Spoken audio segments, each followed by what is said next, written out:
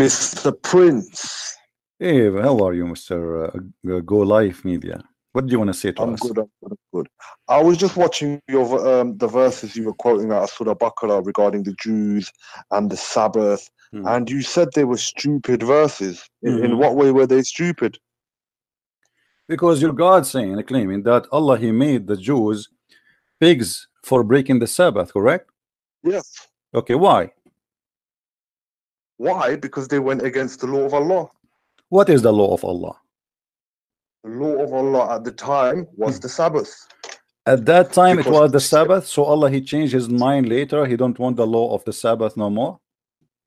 The Judaism and Christianity were in fact religions from Allah until they were corrupted by men. Okay, let me ask you a question. How those people who Allah made them pigs and monkeys, what happened to them? How they broke the Sabbath? They put out the nets, the fishing nets, and they continued to catch the fish while they were ordered not to work on the Sabbath. Okay, but is it true that Allah He stopped the fish from coming all the week, but He made the fish come in Saturday only? Well, it's like you're messing around with destiny and religion. And at the end of the day, God gives us free will. This is not the question. I want the answer. I want the answer. I want the answer. Is it true that your God He made those fishermen who live supposedly in an island in the sea, and they have no other way to live except they are fishermen? So He made them not to see the fish, but in Sabbath only the fish jump in the top of the water, come to the shore, and do belly dancing, say, I am a fish, but you cannot fish me. Today is Sabbath. Is that true? That's not funny. And what I also wanted to say is, well, no, don't tell me don't funny or funny. Answer me. Is that true or not? Is that true or not? Is that true or I'm lying? From scholars who make mistakes. Is that true? What a scholar make mistake? Who is the one who made the mistake? Who is the one who made mistake? Don't tell me. Is that true or false? Man, you liar! You misrepresenter of Answer me. Is that true? Is that true or it's a lie? Okay, okay, hold on. Okay, hold on. In the front of everybody, what if we show the story from the scholars of your choice? Who is the scholar who explained this verse for us? Chapter 7, verse 163. Because you know Arabic. Don't tell me Arabic. I will show you in English. I will show you in English. What is scholar you like me to show you? Explain this story.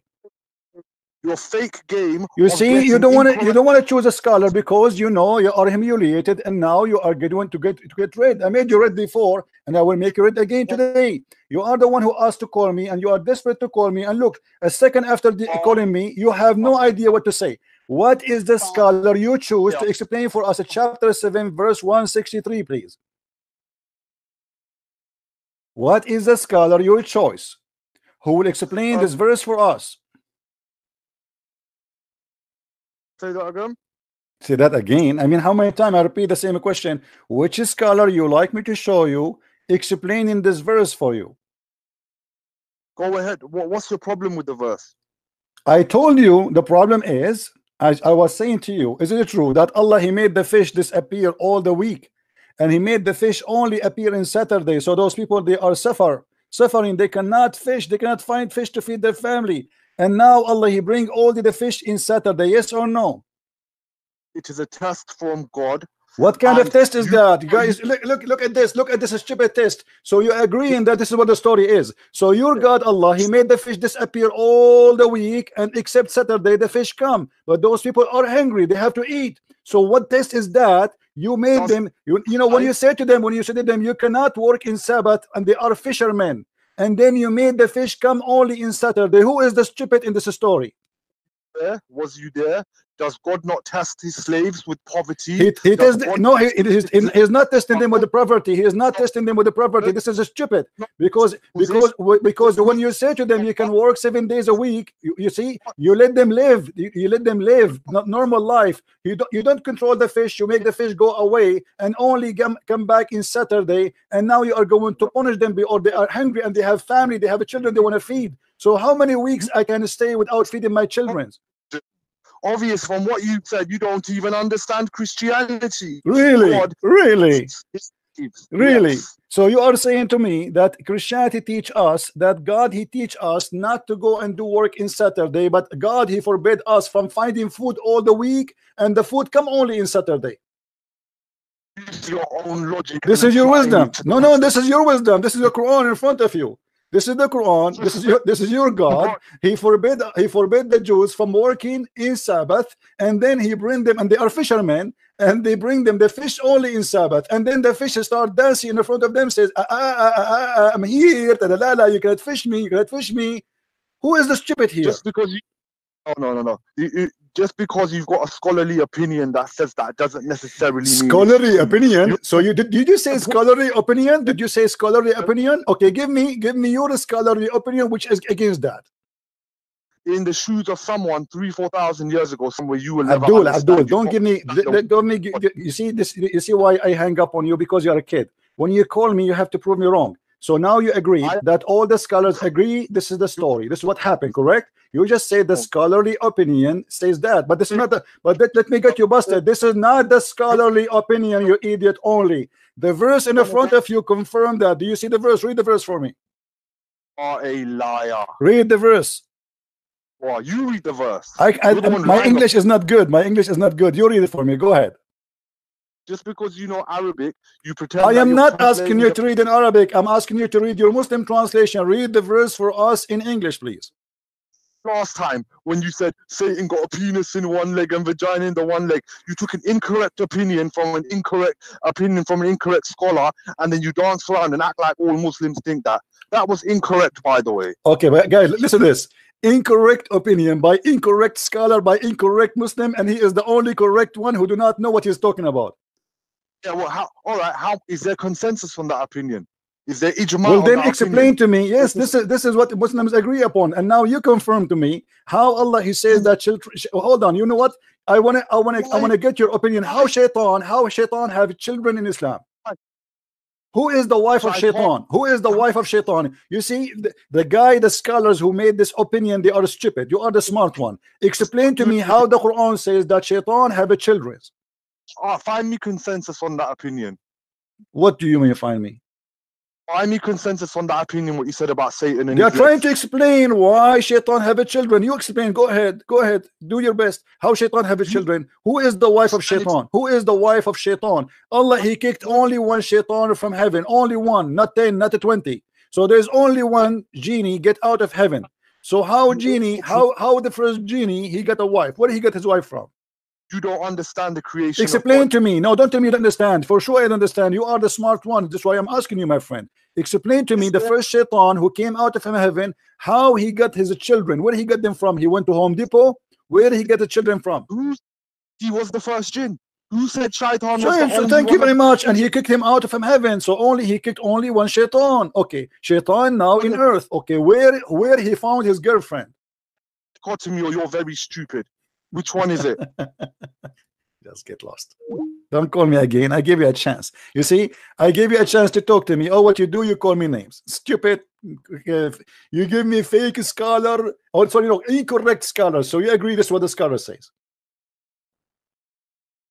Incorrect scholars. Who are you? Who are you? You're just a kid.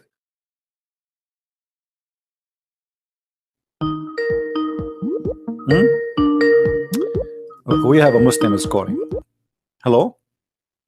Assalamu alaikum, CP. Wa alaikum assalam. CP, I just wanted to ask you a couple of questions. I thought you want to give me answers. No, I actually don't want to give you an answer. Okay, my friend, go ahead.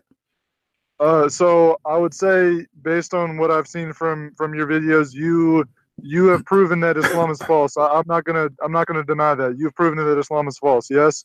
I guess my question was. So do you agree with me? Do you agree Islam is false?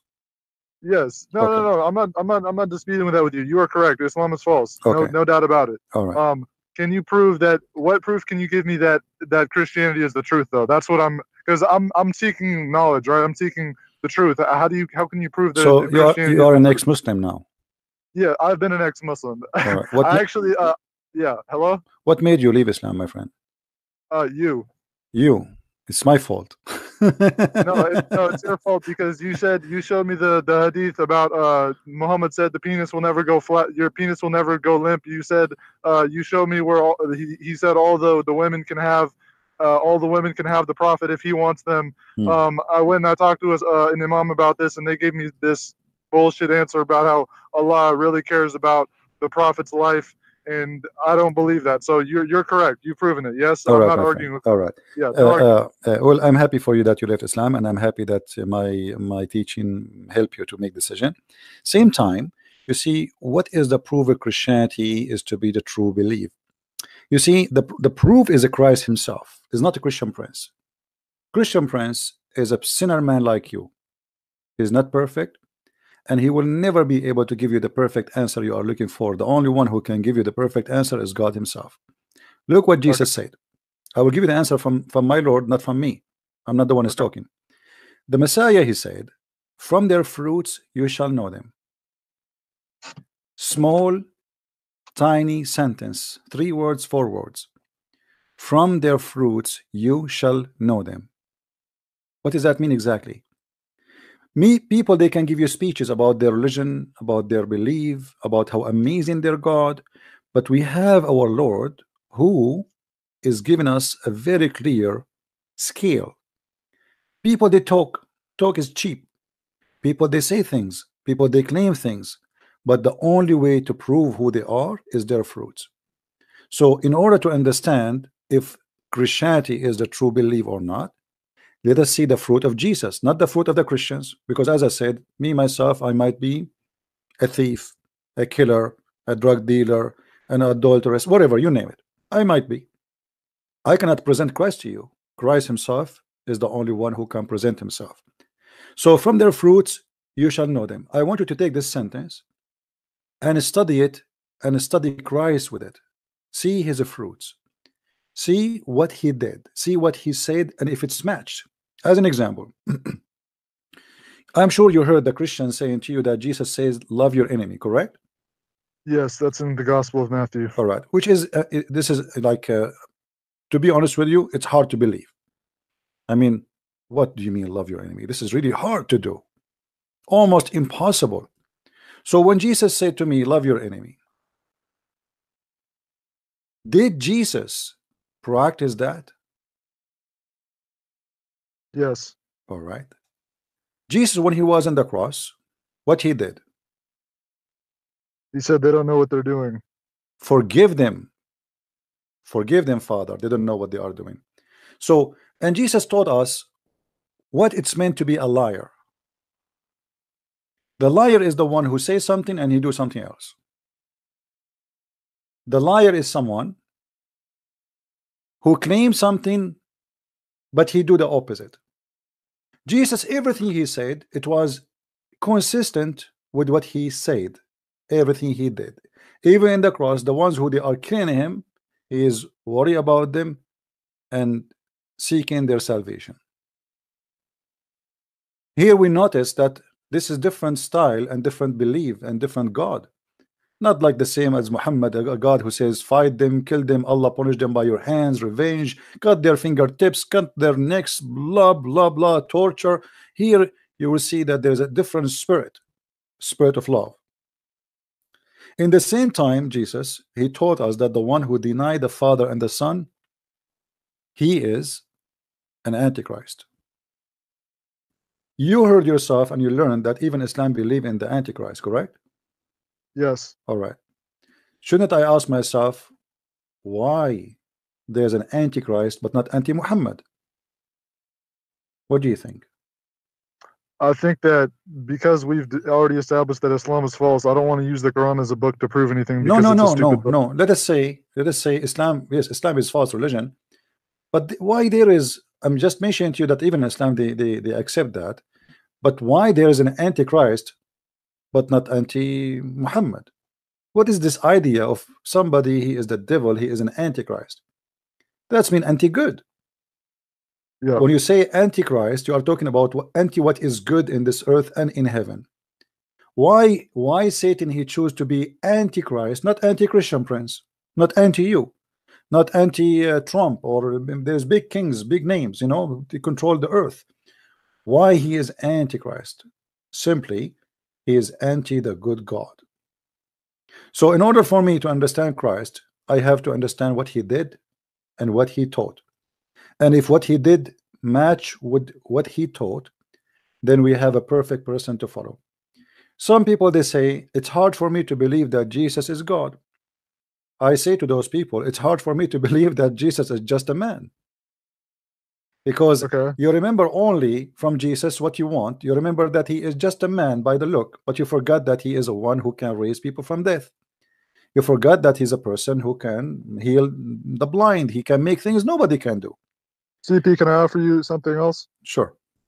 So I've read the New Testament, and so I guess one concern that I have is that because you have 4 gospel writers, and they have different details sometimes of the same events. Like, for example, when what's a good one? Oh, so like in the Great Commission in Matthew 28 verse 19, when Jesus says, "Go therefore into the world, make disciples of all nations, baptizing them in the name of the Father, the Son, and the Holy Spirit." Yes, he says that in Matthew, but then if you look at the same statement in one of the other Gospels, it'll say, "Go therefore into the world," and it doesn't say like because if you believe the 28:19 in Matthew, you have to say that the Trinity is in the Bible, and that's proof. But the thing is, if you look at the one that's in Luke or in Mark, then the statement doesn't say that. So how do we know which one is the one that Jesus said?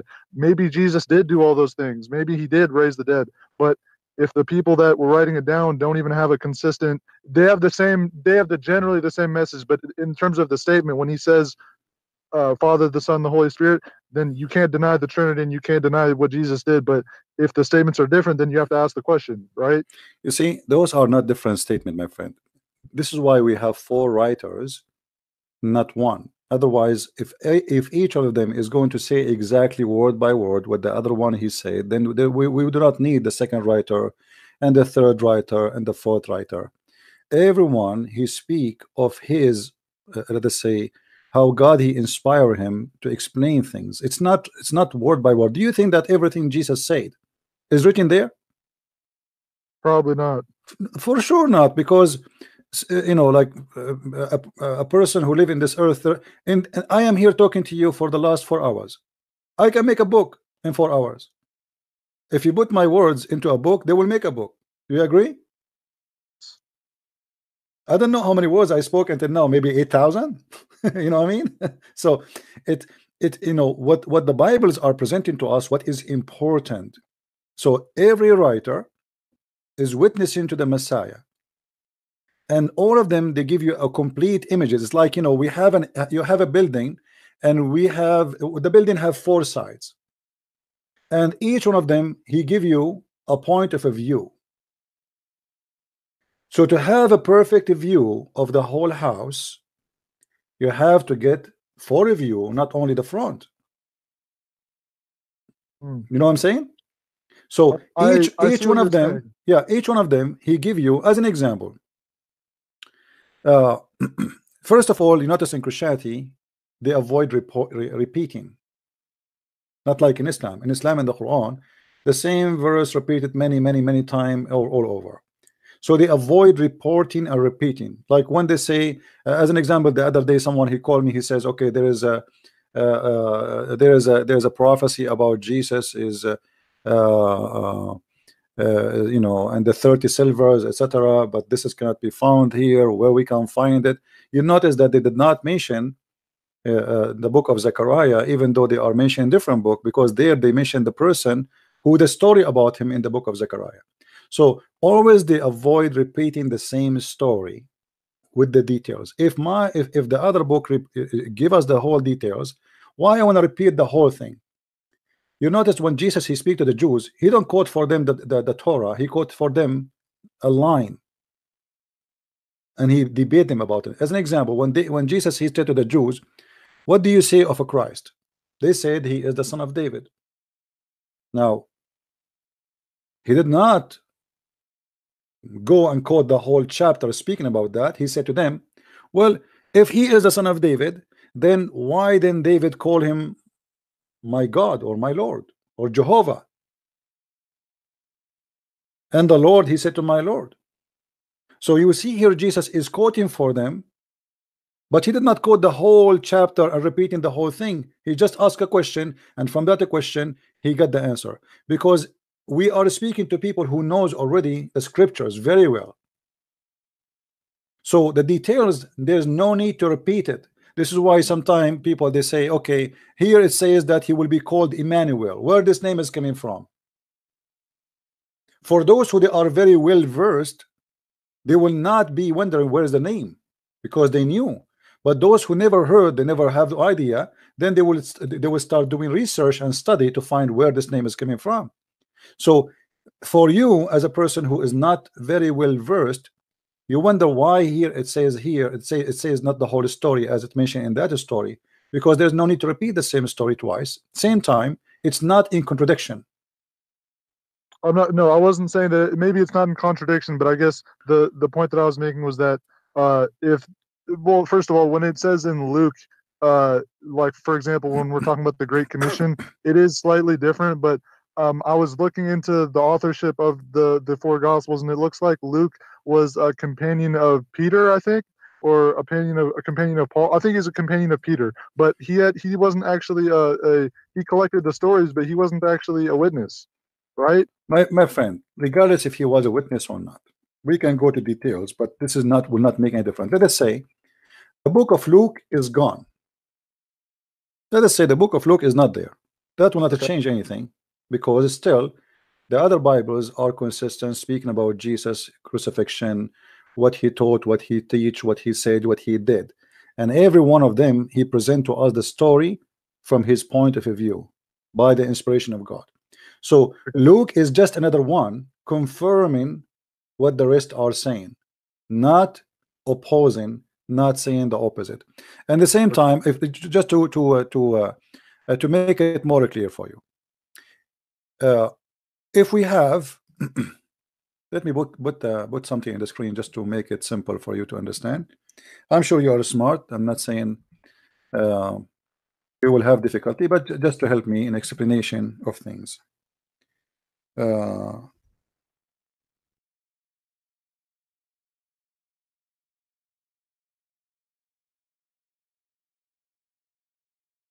right,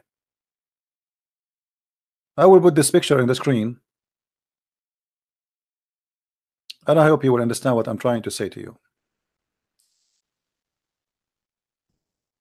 Do you see the picture on the screen now? I'm actually not on my laptop today to watch your show. I'm on my phone. Oh, I'm okay. about to go to work. Anyway, I put a picture of a farm, you know, and in the farm there's many objects. There's a house, there is a stable, there is many things for farmers. But if you ask four people to describe for you this picture, you will find everyone start describing from different corner, maybe, or he described the same picture but in different words. Is that correct? Yes. You will not even find them, even though they are describing the same picture, the same exact picture. You will not find them describe it exactly like each other, because everyone he sees something, the other one he don't see. Okay. And that because everyone, God, he gave him a gift. As an example, some of us, they are very great in details, and I think we have to agree in that, right? Yes. Some of us, we don't notice the details, we notice the big stuff. So some of us will notice, okay, here there's a big house, here there's a stable, I see where the etc. Here I see maybe here they make wine, here they store their goods. But there is someone, he might notice that here there is little tiny thing which is to water the horses, to give water to the horses, and the rest they did not notice it. So from the God wisdom is that we have more than one writer, so we will not miss Okay. what God is trying to say to us. Because remember, God is speaking to us in our language. The Messiah, he spoke using parables. You know what does that mean, right? So yes, he tell a story. Why he is telling a story? Because we as a human, we are not really the genius we claim to be. Stories help us to understand what he want to say, but it's not the purpose. Correct? Yes. The story is not the target. The target is to explain to you. So he always talked to them in parables so they might understand. And here we have 4 people doing their best by the inspiration of God to describe for you what happened and what was there. Okay. So when you CP, read the 4, they complete each Yes. other. They are not a copy of each other. Okay. No, I'm totally with you on that. So I guess what I'm asking is, so do we know about the as far as the other 3 writers, meaning like Mark, Matthew, and John? So Matthew was the tax collector, right? Is that correct or no? You see, I don't want to go in details. It doesn't matter even if he is. Let us say you can assume the way you want. But if you want to go in details, maybe we can go in details about the 4 Bible. But for me, I have a topic which is Islam only. Sure. I advise you to go to Sam Shamoun. He loved to such a topic. But for me, the best way to explain it to you is we are not limited to one book. For one book is the 4 book, which means we have 4 books, but they are one. Because at the end of the day, the 4 books are speaking about one person, one story, one history, and one teaching. If we have books, they are in total contradiction with each other. Then those 4 books and 4 writers, obviously, they have nothing to do with each other. If I write a book now explaining the Bible, my explanation will be based on what those 4 writers they gave me, not based on me. Correct? Yes. Okay. So now we have 4 writers who they present to us the best of a Christianity and the best of the teaching of Jesus and the best what Jesus said and what his message is about. And then by having them all, we have a perfect image of who is Christ is. God, he have a wisdom, and the wisdom is that we have 4 writers, not one. For everybody, he see things in different way. But you will notice that all of them, they see things, each one of them, he have different point of view, but all of them, they have the same view at the end of Jesus, who is he. Mm-hmm. So John, he don't differentiate with Luke and Mark, and like all the writers, they don't differentiate with each other about who is Jesus. All of them, they report the same story, but each one of them based in what he knew and based in what he can present. Because you notice that John, as an example, is a high skilled, deep writer. He is deep in his writing. In the same time, we cannot say that John, because he's skilled, his book of John, we can say that he was inspired and he speak deeply. So we will find that the Bible is in stages. There's deep and deeper and deeper and deeper. So we have people who they are simple, we have people who they are more educated, we have people more educated, and we have people really highly educated. If you go and read what Paul he speak of, you will see Paul is a very high educated person. And because of that, he's, when we say educated, we don't talk about he have a PhD in physiology, or we're talking about a person who is very well versed, very well, he knows what the law, he knows what Judaism about, he know the book of the Torah, he knew the details, the deep details, and then we find his details match, or let us say his writing and his letters match with the guidance of the old message. Is not something new. It is a deep analyze and deep study. So here we go. We have the book of Acts as an example. Okay, why we have the book of Acts? Because the early Christians, same as everybody, they have questions, and the questions need to be answered. But you will notice that all the answers does not contradict the older teaching. You know what I mean? Sure. So everything complete each other. That's why we have books, but the books are not really will not make it harder for you. Actually, it's the opposite. Will make it easier for you to understand. Okay. CP, so you said to speak to Sam Shamoun about that other issue? You can ask, Sam Shamoun. I believe he will be happy to to answer you. But in the same time, don't take it like, you know, okay, why here it says, because if in the book of Luke is going to be saying exactly the same sentence in the book of John, then there's no need, need for Luke, and there's no need for this one, and there's one book, that's it. It's the same as you are saying to me, okay, why Uthman, he burned the Quran? Yep. Okay, why? Because they are different. Obviously. Yeah, if they are the same book, then he will not burn them. But look here, we have different writers, but all of them, they are consistent, and both of them, all of them, they teach the same thing. And we did not burn them. We love them, we protect them, we preserve them, and we follow them. Okay. All right, CP, I gotta get going, but I will call you again sometime. I love you, man. All right, thank you. Thank you. Goodbye. Take care. All right. I thought he's a Muslim because his name is a Muslim in Skype, so but looked like he left Islam. Yeah, you know, always we have we know we have to understand that things happen for a reason. When God, he speak in the book of Genesis how he created the world, do you think really this is how God, he created the world? If I want to describe for you how the eye of a mosquito function, I might need to write maybe 1,000 pages. Go and ask a guy who study to be an eye doctor how many books he did read in order to finish his degree and to be a doctor in the eye. It's just an eye, small tiny eye. So do you want God to write everything he wrote for us there? If an eye study, not how to make it, take years of writing. So if you ask God to write for you everything he said, everything he created, he will give us billions of books.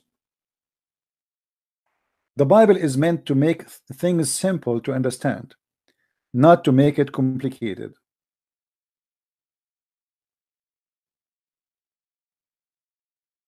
All right?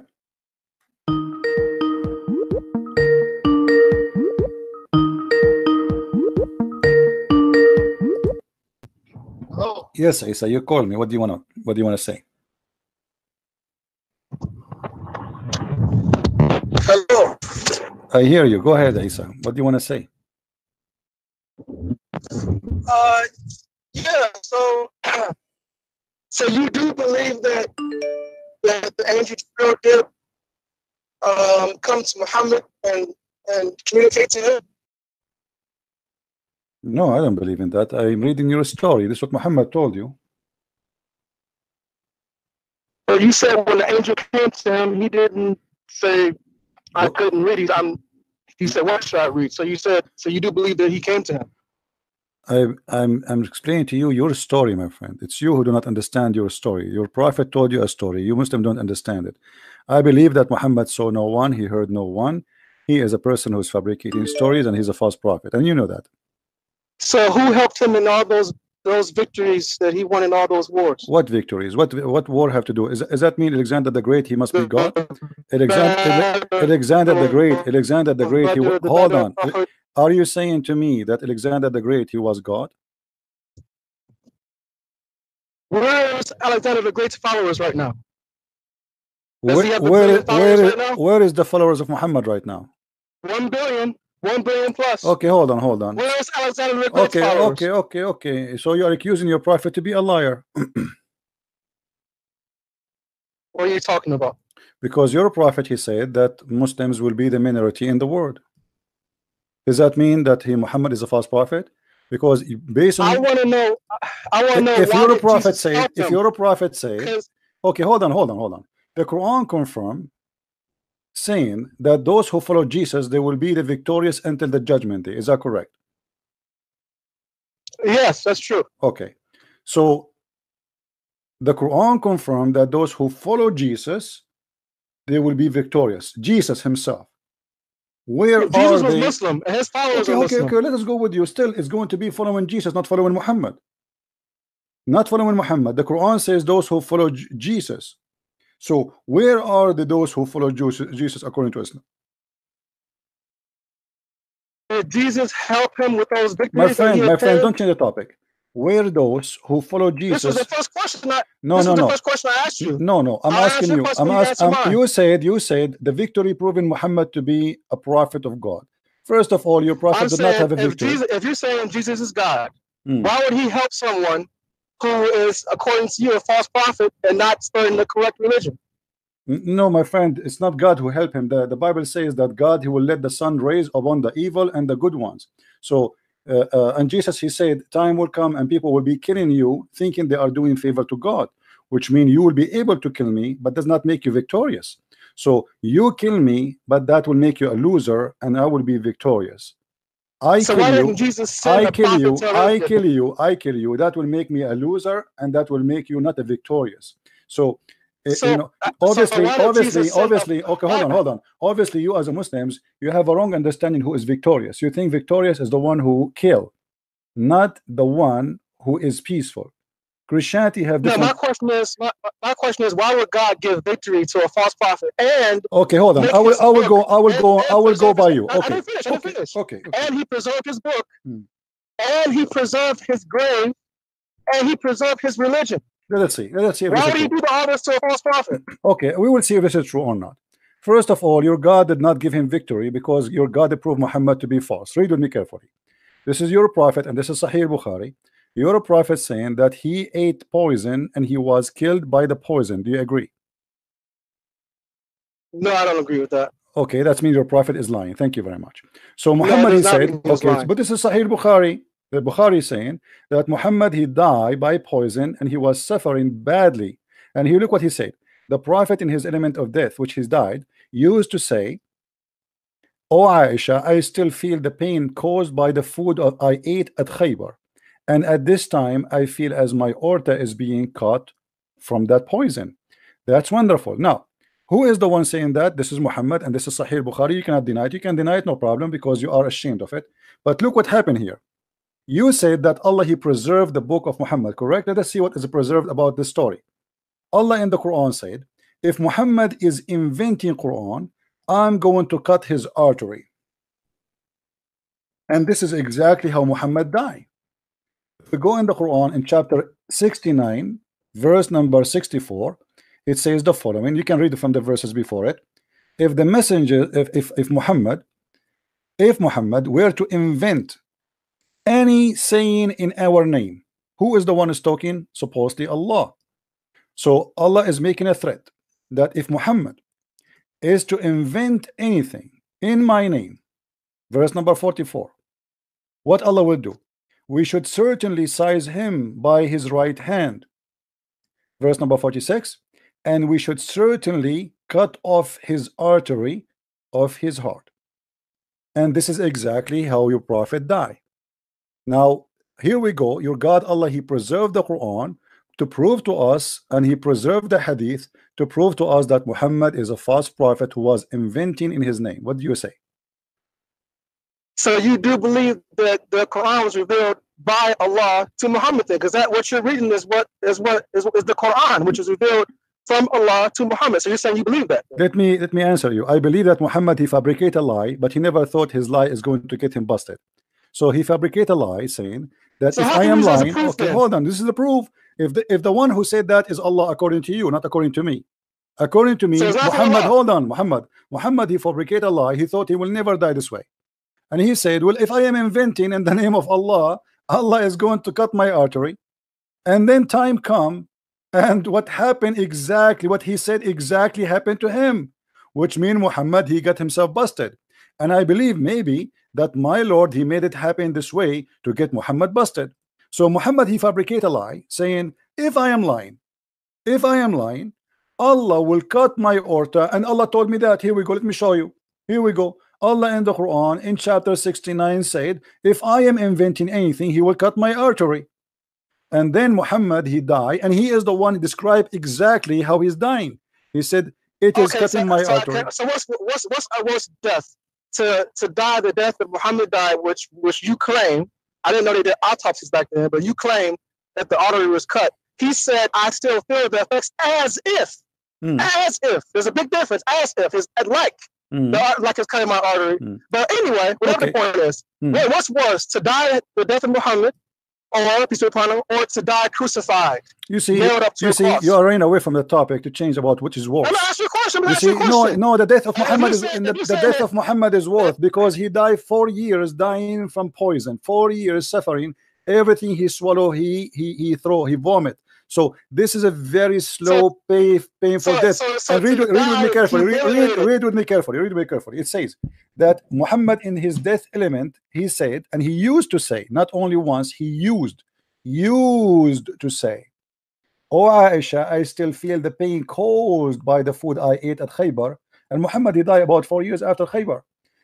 At this time, I feel as if my aorta is being cut off. And remember, Muhammad, when a guy came to him and he said to him, "My brother, he have a problem in his stomach," he said to him, "Go and tell him to drink honey." The guy, he came second time, still he is sick, third time, fourth time. So Muhammad, he screamed at him. He said, "Your prophet's stomach is lying and Allah told the truth." So when Muhammad, he described even the sickness of someone he did not even meet, he claimed that Allah told him that. How about he himself speaking about his sickness and why he died? So you think that Muhammad was telling the truth about what was hurting the guy who he did not even see, and he claimed that Allah is the one who told him what is his problem, but Allah did not tell him the problem of himself?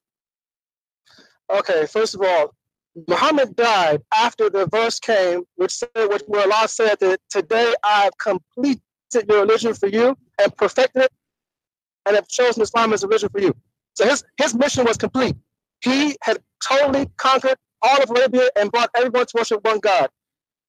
And his book was complete. So you're saying this is a worse death than to be nailed to a cross, humiliated between two thieves, which are blood coming out of your guys, arms. Look at this guy. You're saying that the God. Look at this guy. Look at this guy. Let me finish. You see, we are not talking about the worst death or who is better death. Your prophet, he died like a rat, literally by poison, not by being killed. Secondly, no, hold on.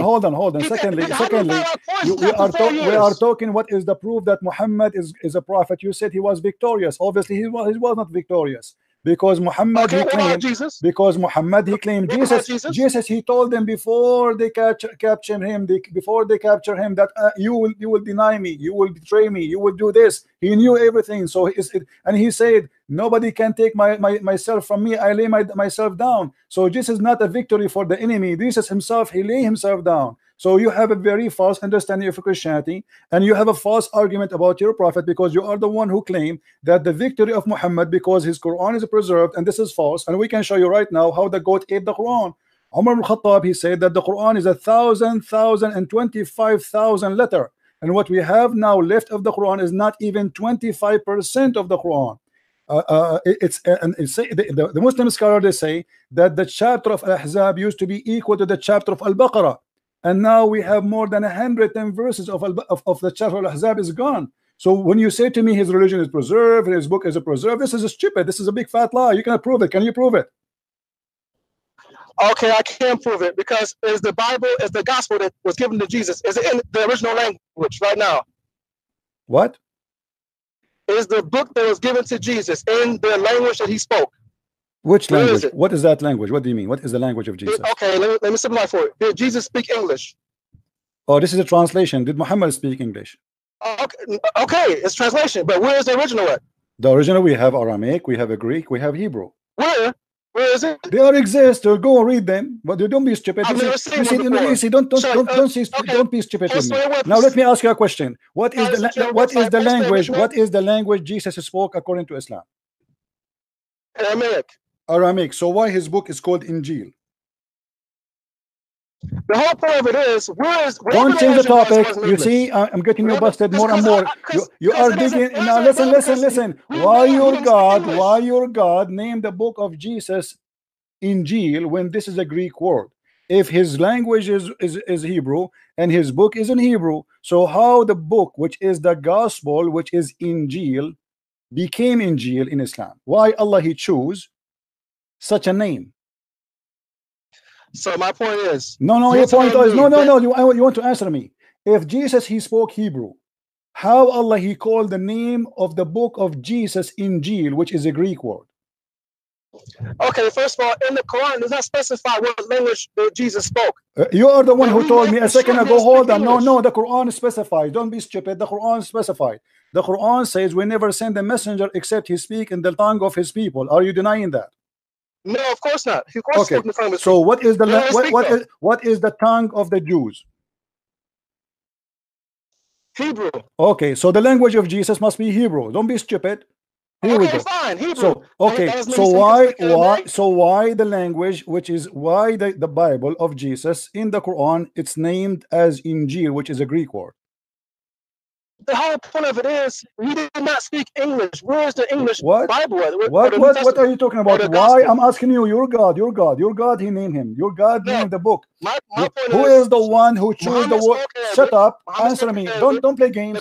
You can't Arabic. play games with me. Why the name of Jesus called Injil when Jesus he spoke Hebrew? Go to the tafsir, you'll find out. You do tafsir. You are the ones. You see, you are getting busted. You agreed with me that Allah he never sent a messenger unless he speak the tongue of his people, and we show you the verse in the Quran. And now we are asking you. You are the one who mentioned the language of Jesus. You said to me, why the Bible in English now? Which is very silly, like you're talking like a kid. And now we ask you the same question: why the Quran is in English? So now why is that a translation? Is that a false translation? Are you saying to me? Are you saying to me that Allah? You are just a kid. You are just want to shout. Are you going to talk or you want to shout? I'm asking you. I want a serious answer. Don't tell me so. Go and see the tafsir. Why Allah he chose the word Injil, which is a Greek word for the name of the book of Jesus, if he is a Hebrew, spoke Hebrew. Go ahead. I don't know why it's called Injil. I don't know what language Injil is. I don't know why that was chosen. Okay, let your dad call me. Let the man of the house call me. Mari ikut Yesus. Mari ke jalan yang benar. Tuhan berkati.